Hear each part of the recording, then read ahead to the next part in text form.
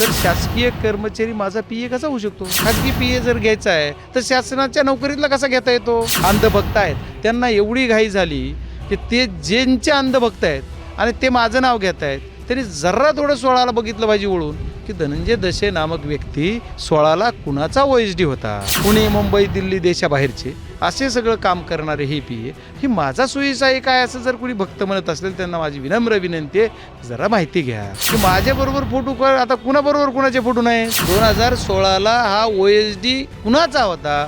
जिल्हा परिषदचा कर्मचारी मुंबईला OSD असणारा मंत्री नाही. विरोधी पक्ष नेते कोण होते विधान परिषद त्यावेळेस? जगजाहीर माहिती आहे, बीडचेच आपले नेते आदरणीय धनंजय मुंडे साहेबांची OSD होते ना. ते मी नाव घ्यायला टाळा, मी घेतलं काय नाही घेतलं काय, मला काय घ्यायचं नाही. षडयंत्र करणारे कुठे तो एवढं काय षडयंत्र करायसारखं? हा लई मोठा विषय नाही. पण ते लक्ष्मण हाके नामक व्यक्ती जे आहेत त्यांचं किती आयुष्य हो राजकीय, त्यांचा उगम कधी झाला? मनोज दादा जरांगे यांचं आंदोलन उभं राहिलं, त्याच्यानंतर प्रति आंदोलन उभे करायला आमच्या या बीडच्या ह्या सगळ्या गुन्हेगार टोळीनं आणलेली व्यक्ती आहे. त्याच्यामुळे ते झाले, त्यांना किती काही झाली हो. भुजबळ साहेबांवर सुद्धा बोलायला ते कुठल्या तरी माणसाचं नाव घेतलं ते जरा प्रसिद्धी मिळते ना. पवार साहेबावर इक्युरेट बोलतात. आपल्या वडिला एवढे आजोबा एवढं त्यांचं वय आहे. राष्ट्रवादीचे खासदार बजरंग सोनवणे माझ्यासोबत आहेत आणि आज एक गुन्हा दाखल झाला, ज्या गुन्हा दाखल झाल्यानंतर चर्चा खूप मोठ्या प्रमाणात झाली. खरंच ते बजरंग सोनवणे यांचे पीए आहेत का किंवा त्यांच्या निकटवर्ती आहेत, आपण त्यांनाच विचारणार आहेत. धनंजय दशे यांच्यावरती फसवणुकीचा गुन्हा दाखल करण्यात आला आहे. त्यांचे ते तुमचे खरंच सुयसहायक आहेत का? नेमकी काय वस्तुस्थिती? हे बघा, धनंजय दशे नामक हा जी व्यक्ती आहे त्यांच्यावर झालेला गुन्हा, मी त्या FIRची प्रत पण बघितली. तुमच्या सर्व म्हणजे प्रतिनिधी जे आहेत प्रचार माध्यमाचे, त्यांनी मला फोन केल्यानंतर मी त्याच्या गुन्ह्याची प्रत मागून तुमच्याकडूनच एका पत्रकाराकडून घेतली आणि मी बघितली पण. त्याच्यामध्ये असं बोललेलं गेलं की काहीतरी 6 पासून ओळख झाली आणि 16ला पैसे घेतले आणि 16ला पैसे घेतल्याच्या नंतर त्यांनी माझे पैसे दिले नाही, माझ्यावर फसवणूक झाली. मग 16 आणि आज 25 किती वर्ष झाले? 9 वर्षे. 9 वर्षे फसवणूक करीत होते म्हणजे मला ते कळत नाही ते नेमकं काय प्रकार आहे. ठीक आहे, तो त्यांचा इंडिव्हिज्युअल विषय आहे. ठीक आहे, त्यांची फसवणूक झाली असेल, ज्या व्यक्तीची ती म्हणतायत तर त्यांची फसवणूक झाली असेल तर त्याच्यावर मी काही केली नाही, फसवणूक वगैरे म्हणणार नाही. पण धनंजय दशे नामक व्यक्ती जे आहेत ते एक शासकीय कर्मचारी आहेत असं मला वाटतं आज तरी आज तागायत. तर शासकीय कर्मचारी माझा पीए कसा होऊ शकतो? मी काही शासनाच्या संविधानिक पदावर नक्की आहे, पण शासनाच्या संविधानिक पदावर असलो तरी मंत्री किंवा काही असं नाही. त्याच्यामुळे खासदारांना शासकीय सेवेतला एखादा पीए घेता येतो हे मला तरी ज्ञात नाही आहे. खाजगी पीए, मग खाजगी पीए असं कसं असतं? खाजगी पीए जर घ्यायचा आहे तर शासनाच्या नोकरीतला कसा घेता येतो मला माहीत नाही. आता पत्रकार बंधू माझे एवढे जण ते सुद्धा म्हणले खासदारांच्या जवळचं एखादी बातमी पत्रकारांना सुद्धा माझी विनम्र विनंती आहे की तुम्ही ज्यावेळेस म्हणता की खासदारांचा पीए असं आहे तर त्या FIRमध्ये कुठं खासदाराचं नाव आहे का?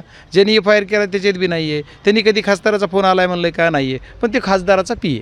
आता सोशल मीडियावर आमचे जी काही अंधभक्त आहेत त्यांना एवढी घाई झाली की ते ज्यांचे अंधभक्त आहेत आणि ते माझं नाव घेत आहेत, त्यांनी जरा थोडं 16ला बघितलं पाहिजे वळून की धनंजय दशे नामक व्यक्ती 16ला कुणाचा OSD होता आणि ते कुणाबरोबर होता ह्याची माहिती त्यांनी घेतली पाहिजे का नाही? का उगीच काहीतरी तिसरंच बोलून. जे भक्तांना माझी विनंती की ते मला त्या खोलात जायचं नाही आहे, पण 2000 मला वाटतं 2 पासून धनंजय त्यांच्या कुणाबरोबर काम करत होते ह्याचा इतिहास आहे.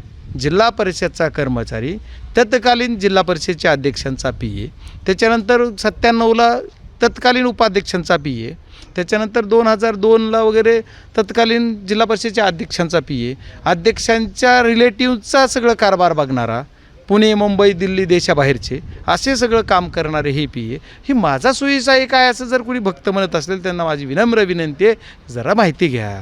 सगळे तुम्ही माझ्याकडे बोट करताना सगळे बोट तुमच्याकडेच आहेत, त्याच्यामुळे माझा काही त्याच्याशी संबंध नाही आहे. आणि माझा फोटो व्हायरल केले ते पुढचं बोलतोय मी, मला बोलू तर द्या की माझ्याबरोबर फोटो आता कुणाबरोबर कुणाचे फोटो नाहीत?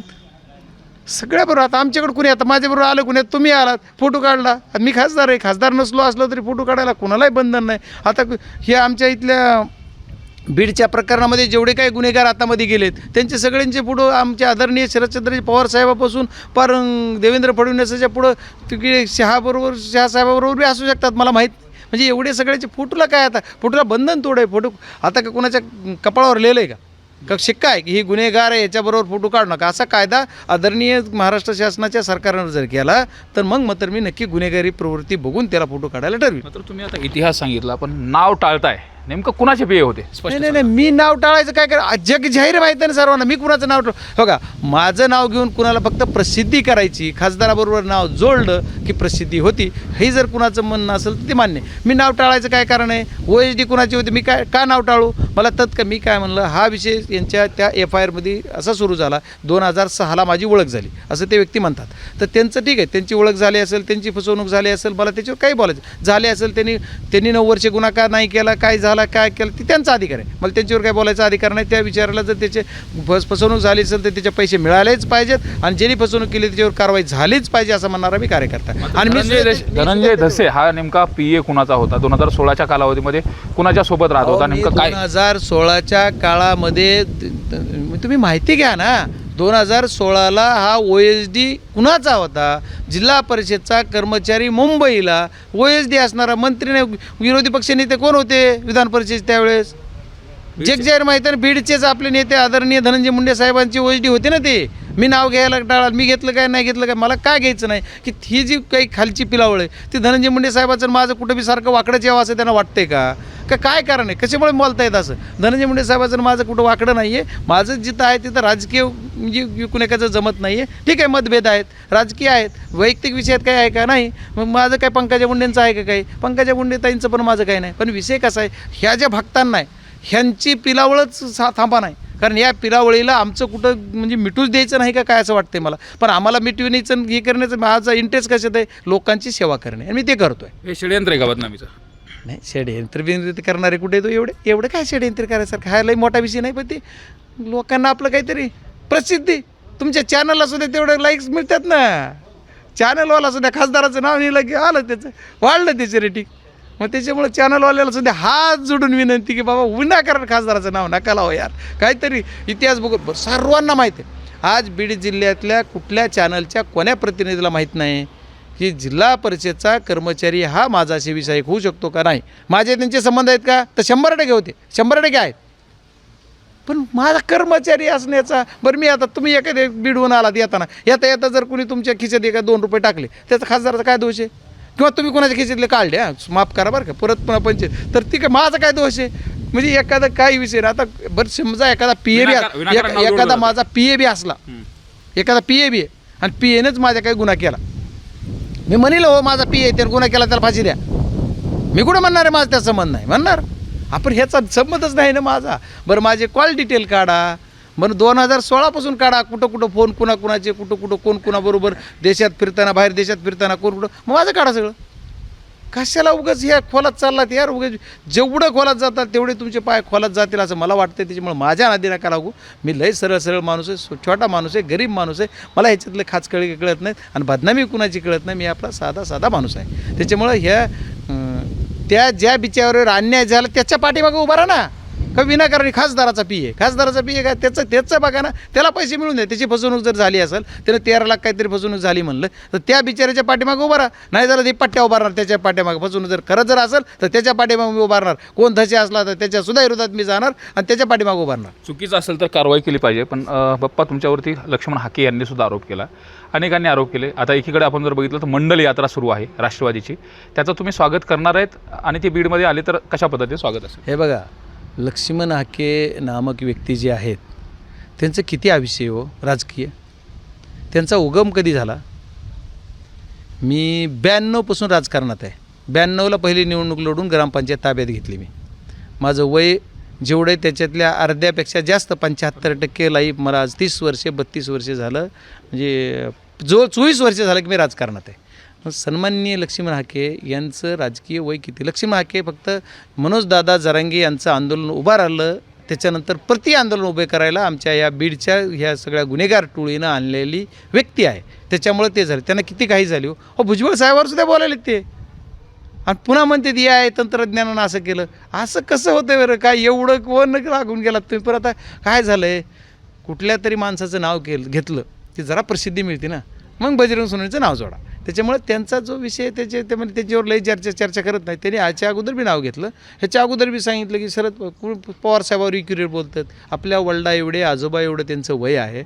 अरे तुम्ही काय बोलायचीच बोला, तुम्ही त्यांच्यावर टीका करा, टिप्पणी करा, पण करेवर बोलताय, एकेरीवर बोलताय, काय पद्धत आहे. ठीक आहे, मी पवार साहेब माझे नेते आहेत म्हणून नाही, ते एक senior person, most senior in India, म्हणजे आपल्या सगळ्या देशामध्ये सर्वात मोस्ट सिनियर आहेत, तर त्यांचा आदर करा ना. काय ठीक आहे, राजकीय तुमचे आता फडणवीस साहेब किती आदरणीय पवार साहेब म्हणतात, देवेंद्र फडणवीस साहेब तर करतात, पण नरेंद्र मोदी साहेबसुद्धा उठून त्यांना खुर्ची पाणी देतात, एवढं आदर करतात. राजकीय जमतंय का? नाही बोलत राजकीय विरोधातच का अशी भूमिका, पण वयाचा आदर केला पाहिजे. मात्र मला महत्त्वाचा प्रश्न विचारायचा आहे की हाकेंनी या अगोदर आरोप केला होता की जे जरांगे पाटील आहेत यांना आमदार आणि खासदार 10-10 लाख रुपये देतात त्यांच्या सभा असेल यासाठी, असा देखील आरोप केला. हे बघा त्यांनी काय म्हणतात, मला पण काल एक पत्रकाराने असंच विचारलं की तुम्ही काही मदत करणार का, तर मला म्हणजे मला जेवढा अभ्यास आहे ह्या आंदोलनाचा, तेवढ्या आंदोलनात मी एवढंच बघतो की एकमेव आंदोलन असे त्याला 1 रुपया कोणी मदत करीत नाही. स्वतः लोकांनाच एवढा उत्साह आहे, मजुरी करतेत, स्वतःच्या शेतीतला माल काढतेत, काय काढते स्वतःच करते. तुम्ही इमानदारीने सर्व पत्रकारांनी सांगा मला की कुणाची मदत त्या आंदोलनाला कोणी घेतली आणि दिली. पण आता ठीक आहे, तुम्ही प्रश्न विचारताल, तुम्ही बोलताल, पण कुठंही नाही. पण ते आता ती काय म्हणायला तिकडं बसायचं कुठंतरी पुणे मुंबईला. आता समजा पुणे मुंबईच्या किंवा कोकणाच्या माणसाला इथली शेती काय कळलं हो, तसा प्रकार आहे. तिथं पुणे मुंबईत बसून इथलं आंदोलन काय करणार आहे, उगा इथं येऊन बसले आंदोलनाला म्हणजे काय जमतंय का, असं होत नाही. आंदोलनाची तयारी झाली, तुम्ही सोबत जाणार आहे त्यांना? नाही बघा, आंदोलनाची तयारी झाली का तर पूर्ण झाली असं मनोजदादा जरांगे पाटलांनी सांगितलं. आता मला कसं सांगता येईल किती तयारी झाली आणि किती नाही. मी आंदोलनातला एक छोटासा घटक आहे.